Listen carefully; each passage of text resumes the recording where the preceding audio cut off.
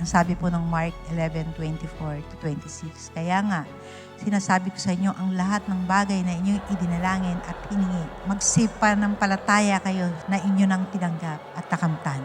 Dito nakapaloob sa turo ng Diyos kung paano natin ginagampanan ang panalangin. Our victory is settled in heaven forever.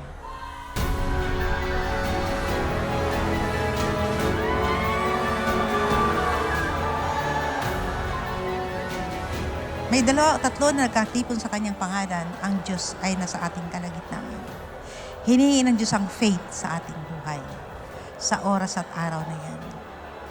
Na ang kanyang paghahari sa kalagitnaan natin ay nandyan. Upang makiisa, makibahagi sa panalangin ng ating 3 days prayer and fasting. Sa bawat panaguhin natin, paghingi natin, andyan siya kasama natin.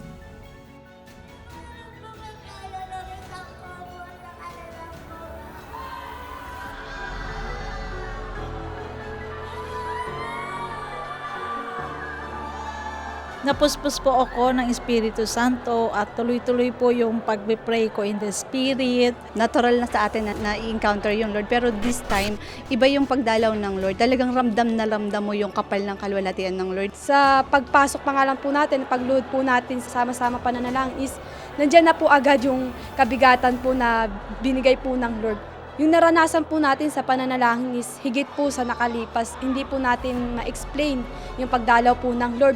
Bawat prayer na ginagawa dito sa worship center is hindi siya ordinary eh. Andun yung kaibahan niya sa bawat ginagawa natin. Kumbaga, hindi siya the same as usual.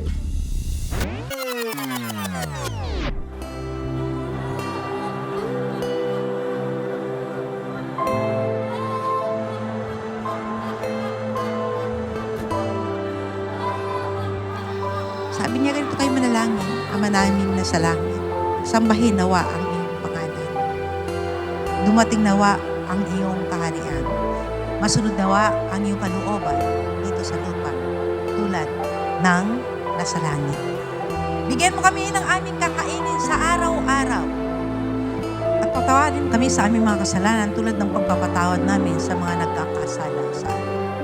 Huwag mo kaming hayaang matukso, kundi iligtas mo kami sa masasama. Kaya manalangin talaga tayo na, Father God, ang kalooban mo, siyang maghari sa buhay natin. Kasi walang pumapasok na panalangin, walang mga kaluluwang pumapasok sa kaharian ng Diyos, malibang kagaya ng buhay ng ating Panginoong Hesus Kristo. Sundin ang kalooban mo dito sa lupa, kagaya ng mga nasa langit.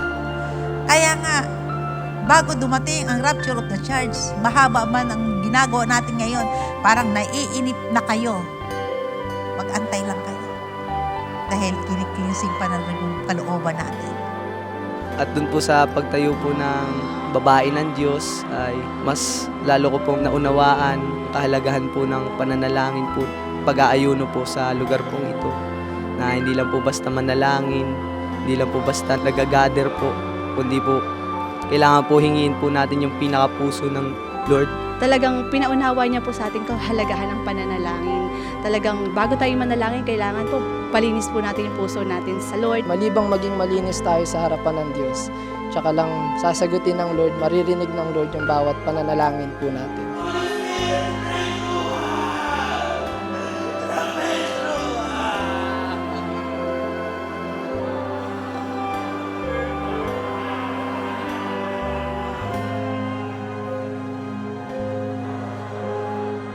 Sa bawat panalangin natin, magkaroon tayo ng karunungan.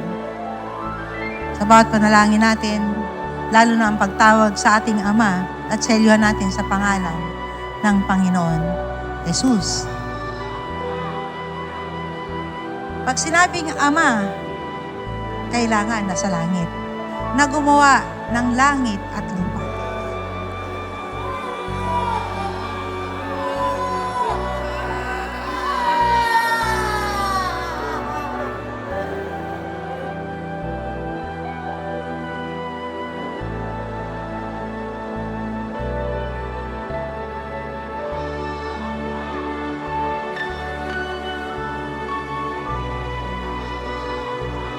na sa pangalan ng Panginoon Jesucristo na namatay sa krus ng Kalbaryo, lumayas ka. Kaya ang demonyo ay aalis. Dahil yung sinabi natin, mula sa karunungan at katinuhan, at yun ang katotohanan. In the name of our Lord Jesus Christ, come out. Kahit di ka na sumigaw dyan, kusang aalis yan.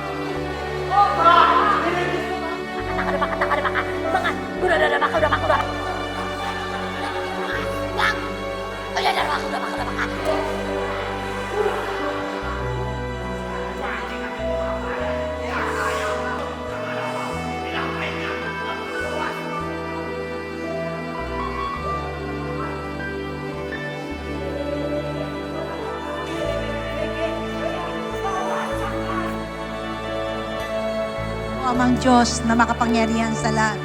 Purihin ka't dakilain sa ginawad mo sa buhay naming lahat sa araw na ito.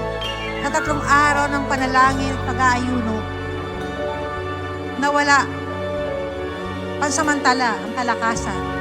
Dalangin ko, O Diyos, na ibalik mo sa kanila ang kalakasang nawala. At ang mahimbing na pagtulong ay gawad mo sa kanila. Wala kami pwedeng ibigay.